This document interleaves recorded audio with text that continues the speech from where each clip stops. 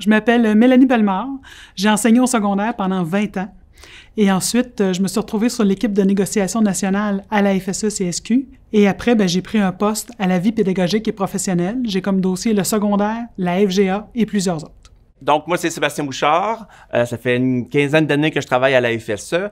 Je travaille à l'équipe de vie professionnelle et pédagogique avec Mélanie. Je travaille, entre autres, sur la question de la formation professionnelle, l'insertion professionnelle, l'autonomie professionnelle. Et ensemble, on partage le dossier à la fois de la pénurie d'enseignants et aussi de la ségrégation scolaire.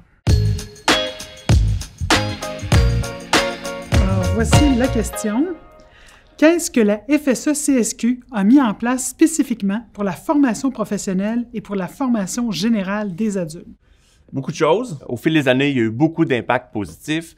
On peut parler, entre autres, du retour de la licence qui a permis à des enseignants qui voulaient quitter le métier parce que la formation initiale était trop lourde, de rester enseignants. Alors ça, c'est vraiment un changement de règlement sur lequel la FSE a été l'acteur majeur qui a fait la différence. Aussi, on a, par exemple, le financement des petites cohortes qui permet aux enseignants qui n'ont pas assez d'élèves pour partir des groupes dans une année. Bien là, avec ce financement-là, on peut partir les groupes, les élèves ont de la formation et les enseignants peuvent rester dans leur centre, l'expertise reste là. Donc, c'est des mesures gagnées par la FSE qui ont des effets concrets pour les profs. Du côté de la FGA, même structure, il y a un comité, il y a un réseau dans lequel on consulte les enseignants, mais aussi on leur donne l'information. Et ce qu'on a aussi, c'est des feux de camp FGA.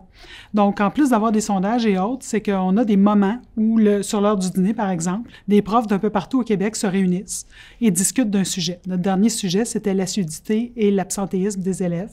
Donc, les gens discutent, ils montrent les solutions qu'ils ont dans leur centre, puis aussi, ils peuvent échanger sur cette réalité-là.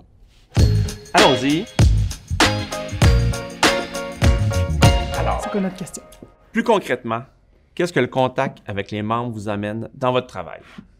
Ça amène beaucoup de choses.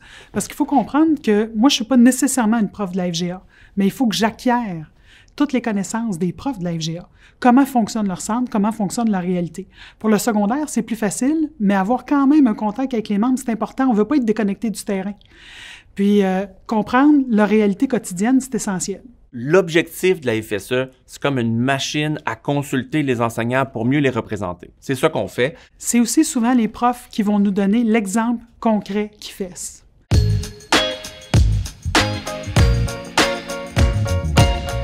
Qu'est-ce qui vous distingue de vos collègues? J'ai un côté plus chercheur cérébral, puis j'ai un côté aussi implication sociale, militant, vision politique. Donc, je dirais que c'est les deux pattes sur lesquelles je m'appuie pour enrichir l'équipe.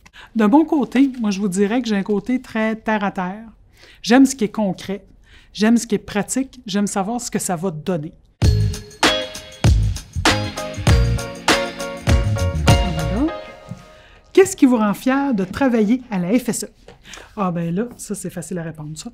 Parce qu'on est à la meilleure place pour représenter les enseignants. C'est quelque chose qui était déjà important pour moi. C'était important parce que c'était l'organe qui me représentait. Et là, je le sens encore plus. Quand je parle à mes anciens collègues de travail, quand je vois d'autres profs puis qui me disent qu'ils sont contents du travail qui se fait, ça fait une énorme différence pour moi. Ça, concrètement, il y a du monde qui rentre au travail puis ça change leur travail au quotidien. Alors moi, c'est ça qui me rend fier.